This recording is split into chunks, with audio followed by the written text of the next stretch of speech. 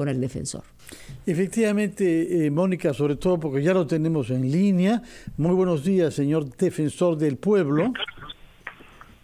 Fernando, Mónica, buenos días. Buenos días. Explíquenos, por favor, en primer lugar, ¿bajo qué consideraciones llegó usted a la decisión de que la Defensoría del Pueblo tenía que recordar al jefe del Estado, pero también a los ciudadanos, qué cosa prescribe nuestra ley y nuestra Constitución sobre los mecanismos para designar a quienes encarnan la autoridad del Estado? Bueno, en primer lugar hay que recordar que las competencias de la Defensoría del Pueblo nacen del artículo 162 de la Constitución. La Defensoría del Pueblo es un garante de los derechos fundamentales, pero también al mismo tiempo es una institución que se ocupa de supervisar la buena marcha de la administración pública. Y esto tiene una relación directa, es decir, estas dos competencias. Primero porque estamos hablando de la administración de la cosa pública, de la administración estatal, que tiene como objetivo, como propósito, que los servicios públicos, los derechos fundamentales, se materialicen. Esta es la relación, esta es la lógica, este es el puente entre estas dos competencias que tiene la Defensoría del Pueblo. Cuando hablamos de la administración estatal, no estamos hablando de la administración de una compañía, de un club, no estamos hablando de la administración de un partido político, estamos hablando de la administración que tiene como propósito, ya lo acabo de señalar, que los servicios públicos sean eficientes. Y este es un precepto que está alojado en la Constitución, que nace del artículo 39 de la Constitución.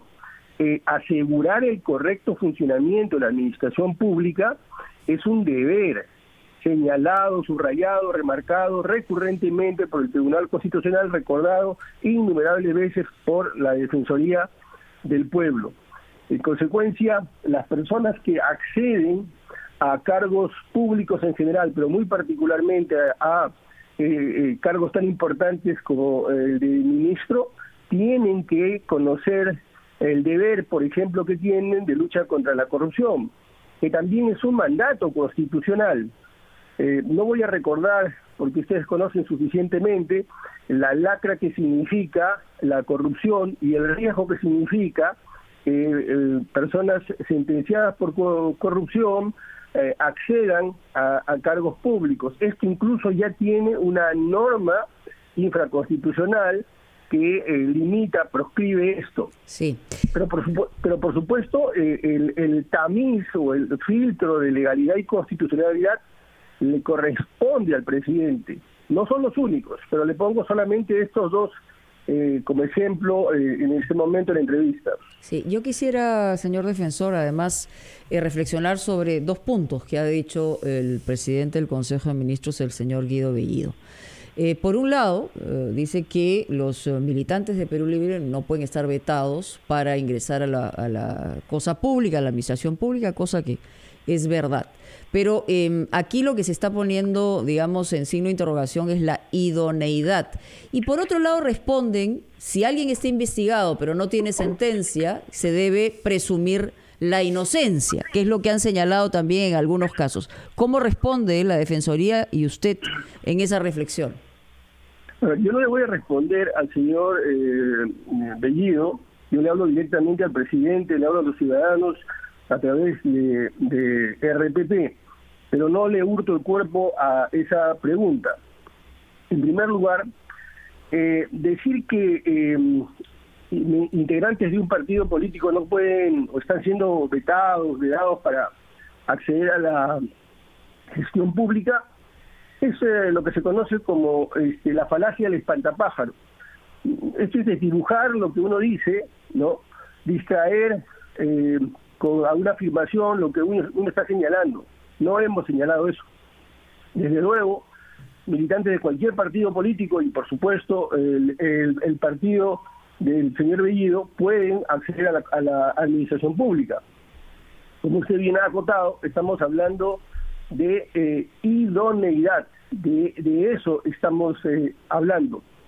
No queremos para nada decir que solo de un determinado grupo o determinados tecnócratas o profesionales tienen que conducir el Estado. Y respecto a la presunción de inocencia, no existen derechos absolutos. Ningún derecho es absoluto. Quiere decir que con ese criterio podría una persona, esto por supuesto ya está proscrito desde el punto de vista normativo, lo que voy a decir, pero precisamente por eso, esta es la base. Una persona que está investigada por violación puede ser director de un nido. Esto pues es ofensivo a el sentido común, y como más de una vez nosotros hemos dicho, el derecho no es otra cosa que una formalización del sentido común, y que además ofende el criterio de toda la nación. Entonces, a eso nos referimos cuando hablamos de principios, como es también un principio constitucional el garantizar los derechos humanos. Quien no cree, por ejemplo, en la igualdad, no puede formar parte del Estado. O sea, quien no cree que las mujeres tienen los mismos derechos, quien es homófobo, quien es misógino, no puede liderar las políticas nacionales que se han diseñado justamente para la igualdad de género. Entonces, nos estamos refiriendo a eso.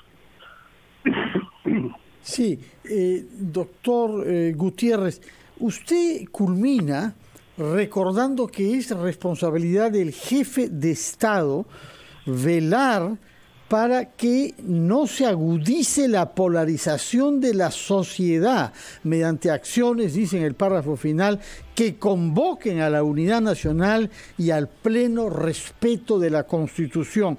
Yo quisiera, por favor, que después de unos breves instantes con los anunciantes de RPP nos hable usted sobre este concepto al cual la Defensoría del Pueblo no ha querido poner el foco, que estas medidas, en la medida en que objetan o ponen en duda la vigencia y el criterio para nombrar a funcionarios de los derechos humanos, de la lucha contra la corrupción y del repudio al terrorismo, puedan contribuir a agudizar la polarización de la sociedad. Nos explica este punto, por favor, después de unos instantes.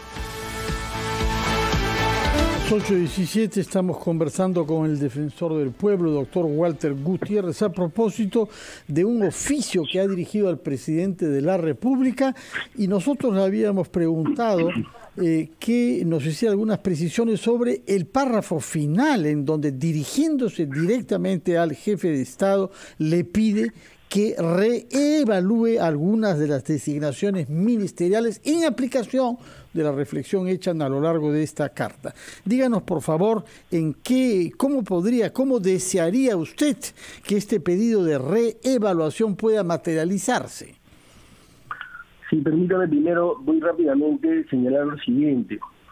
Quienes ponen límites al poder son las propias autoridades. Por supuesto, el propio presidente tiene que hacer un filtro, un tamiz, como dije, de legalidad, de constitucionalidad, de ética, respecto del equipo, del gabinete que lo va a acompañar. Pero no solamente es el Ejecutivo, desde luego el Estado está compuesto por otras instituciones, porque si fuese solo el Ejecutivo, entonces en los hechos cabría la posibilidad que no existieran límites, porque podrían decidir cuando quisieran saltar estos límites. Por eso el control siempre es también desde otras instituciones, como la Contraloría, como la Defensoría, como la propia Fiscalía, y desde luego el poder legislativo. Y por supuesto la ciudadanía. Y esto tiene que ver con la transparencia, tiene que ver con la responsabilidad de los actos que se realizan o la rendición de cuentas. Dicho esto, y en relación puntualmente a su pregunta, Fernando, yo creo que el presidente tiene una gran oportunidad, una enorme oportunidad para poder vertebrar, unir al país, honrando todas las promesas que el presidente hizo. El presidente planteó no solo respetar nuestros derechos, sino ampliarlos. El presidente ofreció cerrar las brechas, combatir la corrupción, y para eso tiene que respetar el principio de idoneidad de la gestión pública. Estoy seguro que si reevalúa sus decisiones, designaciones, el país va a mirar con otra retina esta situación, y desde luego el Congreso también tiene la obligación de materializar el principio de colaboración. Nos hemos pasado los 5 años anteriores en una confrontación permanente, sin tregua. De esa situación de confrontación debemos pasar a una situación de colaboración y unir al país y enderezar al país para terminar de vacunar, para que empiece a crecer el país. Eso es lo que en resumen, en suma, dice esta carta, que si es leída con buena fe, estoy seguro que tiene que entender que la Defensoría no forma parte del Ejecutivo. La Defensoría es un colaborador crítico, y esa es la función que estamos cumpliendo. Señor defensor, muchos nos estamos preguntando, por un lado, si efectivamente estas designaciones, en el caso de nombramientos específicos, han sido un error o son parte de una decisión que también tiene que ver con el pensamiento del presidente Pedro Castillo. Pero en contraposición a ello, en más de una oportunidad y ya habiendo recibido, digamos, el mando, el presidente Castillo ha dicho que no es marxista, no es comunista y menos terrorista. Cuando usted escucha el deslinde que ha hecho el presidente del Consejo de Ministros, que a decir verdad, más allá de que le responda a él o no, es interlocutor del presidente de la República mientras no se haga lo contrario, cuando hace el deslinde de que ellos, digamos, están en contra de toda violencia, hablan de Sendero, en MRTA, cuando les han pedido, les han exigido que el deslinde sea con nombre y apellido. ¿Qué podemos esperar? O sea, digamos, hay que creerle precisamente lo que están diciendo, o digamos nos quedamos con que está en una investigación preliminar de apología al terrorismo.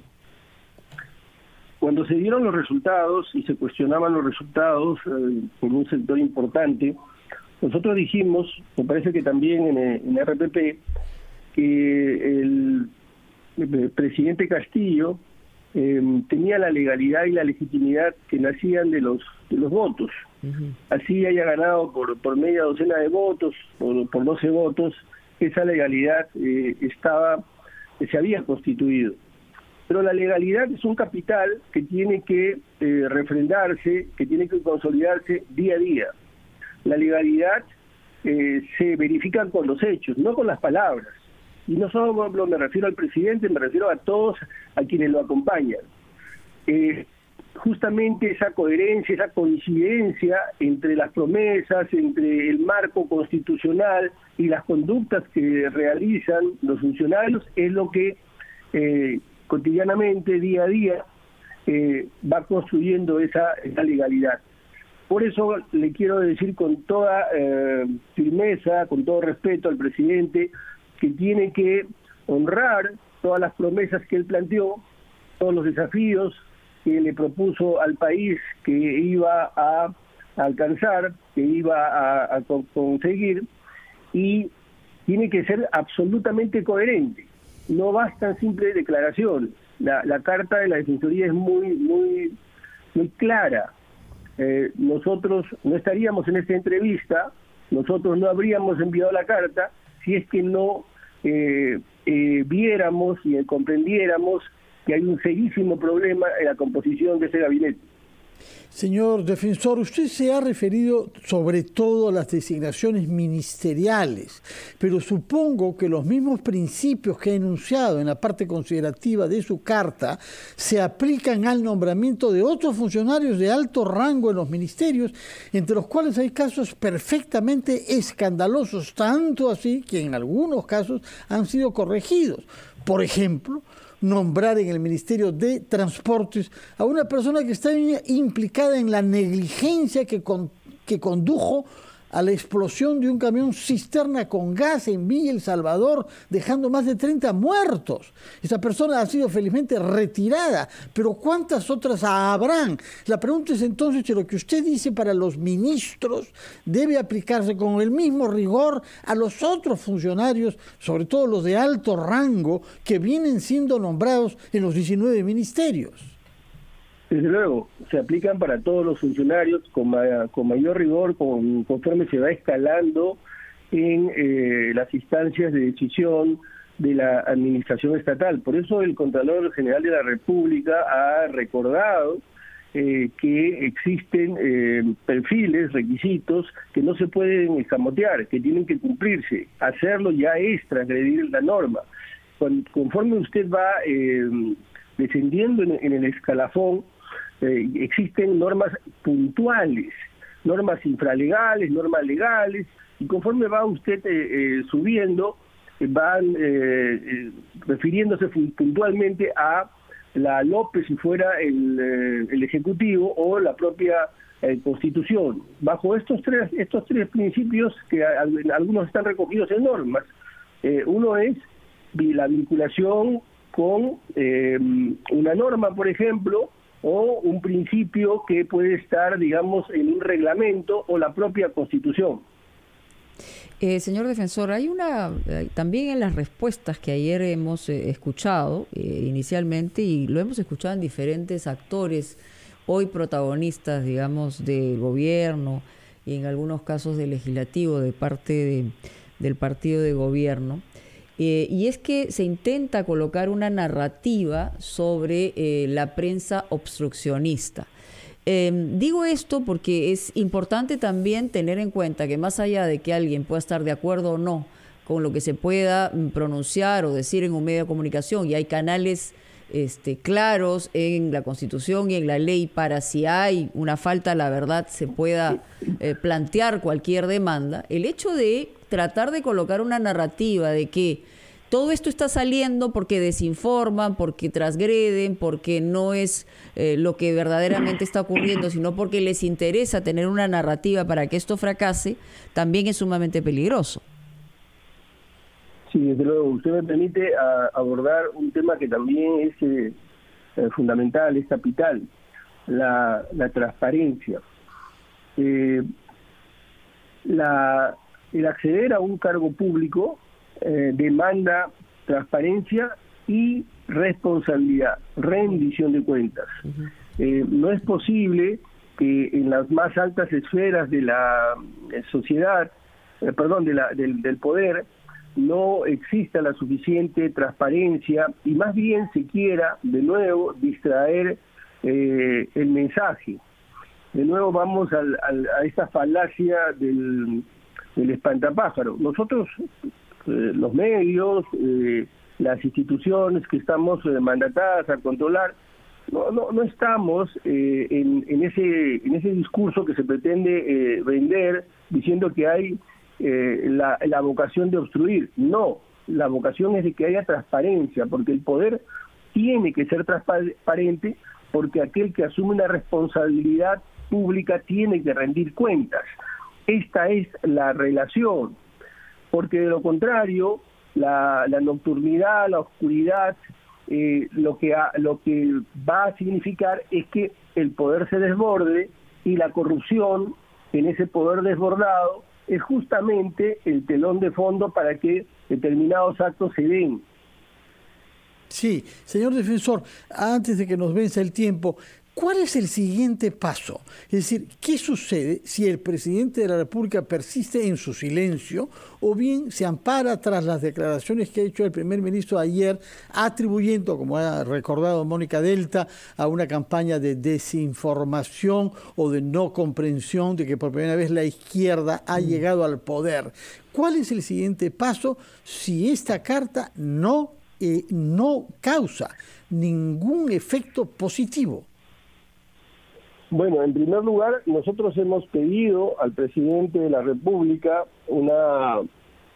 que nos dé una cita, vamos a explicarle, conversar directamente con él, esperamos que nos dé en los próximos días esta cita, Luego de esa conversación y luego de las reacciones puntuales que se den respecto de nuestra comunicación, daremos otros pasos. No solamente la Defensoría, porque el Ejecutivo forma parte del Estado y una de las claves del Estado es el poder limitado. La ciudadanía permite que un partido político o un conjunto de partidos políticos lleguen al poder con la promesa que los derechos se van a respetar, se van a ampliar y el poder se va a limitar. Esos límites del poder no es suficiente que se los autoimpongan, como dije. Por eso tiene que haber un poder vigilado, transparente, con rendición de cuentas. Nosotros esperaremos que el presidente nos dé la cita. No es así, estoy seguro que todo el Estado se va a articular para controlar democráticamente el poder del Ejecutivo, porque nosotros no somos un imperio, lo que somos es una democracia. De acuerdo, tomamos nota entonces de que persistirá en su voluntad de que el Poder Ejecutivo se ejerza de una manera vigilada, controlada y transparente. Muchísimas gracias, defensor del pueblo. Hemos tomado nota entonces de la importante carta que ha mandado usted al presidente de la República sobre las designaciones de algunos ministros. Vamos a escuchar los titulares de la media hora y regresamos a ampliación de noticias.